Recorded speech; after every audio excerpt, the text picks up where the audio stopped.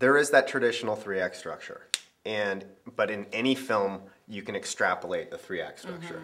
It's difficult to put like precise parameters on it because sometimes a first act will be brilliant at 10 pages. You know, it just depends on the type of script. I think it gets dangerous when you say, well, I have to be here by here and I have to be here by here. You just have to be suspenseful all the way through, and your characters have to change. We have to see that change from beginning to end. And I've never taught any of the writers that I work with to, well, you know what, page 30 is your act break, you know, page 90 is your second act break.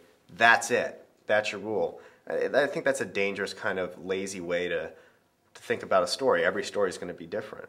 Sometimes those things can be useful for a writer who's starting out, just to give them like kind of little signposts along the way to think about, well, how long do I think my first act really is? You know, when I look at what's happening around page 30, do I think that's the end of the first act, or is it not until page 40 or whatever? And so it can just give you kind of a guideline to work towards. It shouldn't be an absolute by any means, but you know, something has to be happening in the first 30 pages of your script, otherwise, you know, people aren't going to read it. Well, and if look at any film, if something hasn't, you know, if you don't see what this film's going to be about and where we're going to go, and I mean, think about it. 30 pages is over 30 minutes, you know, and actually much longer than 30 minutes, you know, just from my experience. And if you don't have your audience being able to follow a story within 30 or 40 minutes, think of yourself going to a theater and watching that.